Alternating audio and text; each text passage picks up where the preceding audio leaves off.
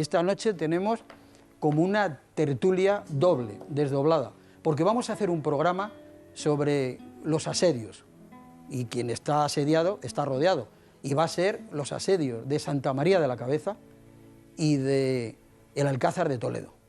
Y para comenzar les voy a presentar a mi izquierda a los invitados que tienen que ver con ese asedio, con eso que es historia y que los niños de aquel colegio estudiábamos y nos hablaban de él, del Alcázar de Toledo. En primer lugar les voy a presentar al general Blas Piñar. Buenas noches, Blas. Buenas noches, Alfonso. Blas Piñar, que lo tengo aquí apuntado, eres presidente de la Hermandad de Santa María del Alcázar. Exactamente. ¿Correcto? La Hermandad de Santa María del Alcázar se fundó en el propio asedio del Alcázar, precisamente ya pensando en el futuro, en aquel espíritu que nace en la defensa del Alcázar, perpetuarlo una vez que se hubiera cumplido la liberación. Esta hermandad, como es lógico, la mayoría de los defensores ya han fallecido, pero los herederos, familiarmente, los hijos, los descendientes, seguimos agrupados porque mantenemos el mismo espíritu que tenían los defensores del Alcázar. Bueno, continúo presentando a la mesa, tenemos un lujo porque son testigos de los hechos. Don Lorenzo Morata. Buenas noches, don Lorenzo. Buenas noches. Don Lorenzo Morata, que es un niño del Alcázar. Él estuvo dentro del Alcázar durante el asedio y además ha hecho algo magnífico que para las nuevas generaciones ha dejado escrito en un libro. 4 libros. 4 libros, mejor me lo pone. Defendiendo el asedio del Alcázar de Toledo contra los que han mentido vilmente, falseando todos los hechos. Sobre todo el Quintanilla, Luis Quintanilla. Cuando yo me jubilé, yo pintaba, me dedicaba a pintar, soy médico, he ejercido en Aranjuez en mis últimos años y me dedicaba a pintar. Pero cayó en mis manos el libro de Quintanilla, que está por ahí, que publicó en París Los rehenes del Alcázar de Toledo, y me indignó tanto que culminé a mis compañeros del Alcázar, gente mayor, gente ya, en fin, de mayor categoría social e intelectual que yo creía, para que defendieran aquello. Pues, si me permite, voy a presentar a la señora, con su permiso. No, quería terminar. Y me dijeron que no me molestara en defenderlo, que ya habían mentido entonces, mentirían y seguirían mintiendo. Y yo no les hice caso y he escrito 4 libros. A ver si ponemos por un programa de televisión, no es un libro para nada, pero pondremos aquí esta noche nuestro granito de arena, sobre todo los invitados, para que ustedes tengan un poquito más de información. A continuación les presento pues, a una niña del aseo, una gran señora ahora mismo, en aquel entonces una niña que estaba dentro de todo lo que era los civiles, la población civil que permaneció dentro del Alcázar. Doña Martina Ramos. Buenas noches, Martina. Buenas noches. Menudos recuerdos, ¿verdad? Pues sí. Podíamos ir viendo imágenes como una pequeña cola antes de pasar a la presentación de la otra mesa. ¿Qué recuerdos tiene usted así a bote pronto? Pues recuerdo que nos reunieron porque llevaron a todas las familias de mi padre, que entonces era el comandante de puesto de un pueblo, yo era una niña de pueblo, me llevaron con mi familia porque corríamos peligro los familiares y nos concentraron en el Alcázar. Al principio me pareció fantástico, aquello casi era una aventura, el Alcázar es ese monumento tan importante, pero a los pocos días empezaron a bombardear y ya la aventura se convirtió en algo mucho más triste. Ahora, para mí aquello fue una experiencia extraordinaria. Éramos como una familia entusiasta, vivíamos, yo diría, no sé si felices, porque lo que nos rodeaba era muy triste, pero realmente el ambiente era de verdadera fe, de que vamos a salir, de que estamos haciendo algo importante. Realmente me encontré feliz en el Alcázar. ¿Y cuántos años tenía usted? 12 años nada más. 12 años. Sí, pues no se olvida. Ya soy mayorcita. No se olvida. Bueno, nos vamos a ir ahora mismo al otro rincón, al rincón del sofá, y les voy a presentar como la oca, en este caso de lujo a lujo, y tiro porque me toca. Entonces, con nosotros está el general Monzón. Se le conoce, pero es Manuel Monzón Altolaguirre. Buenas noches.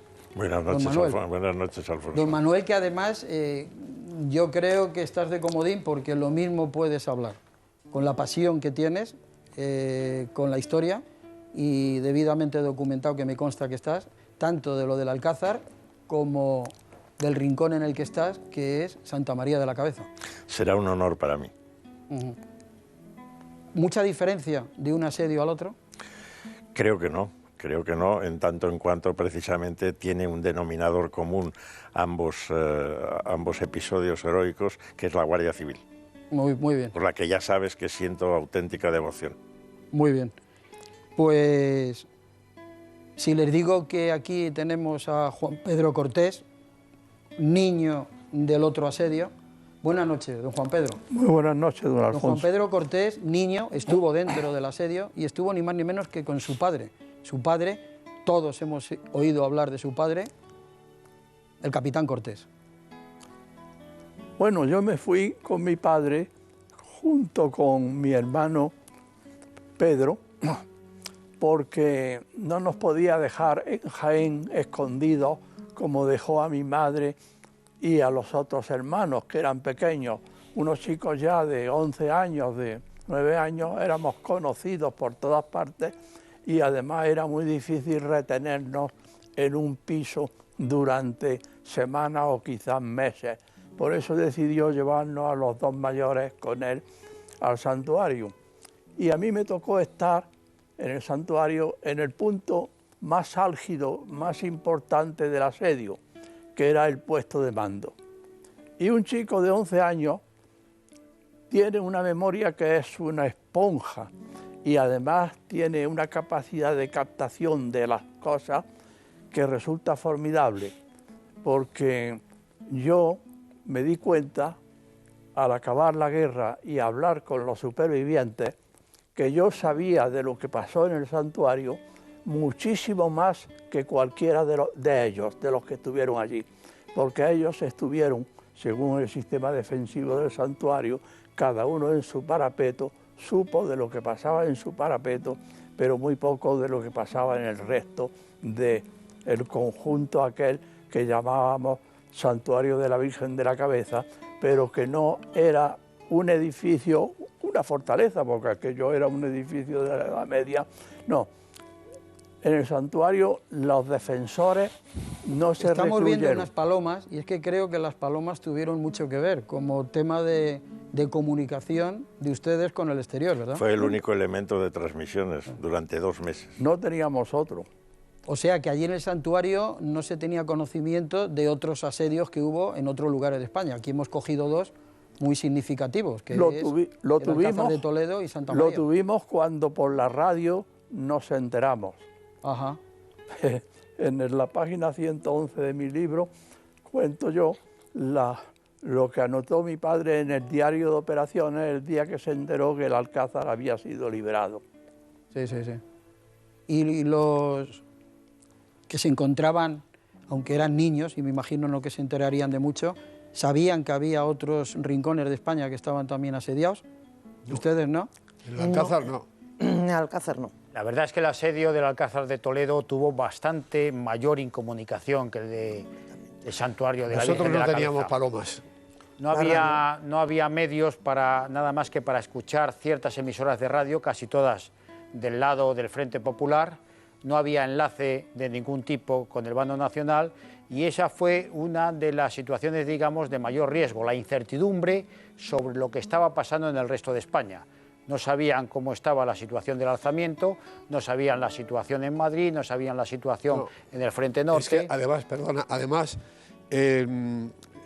los contrarios propalaron a los 4 vientos que nos habíamos rendido.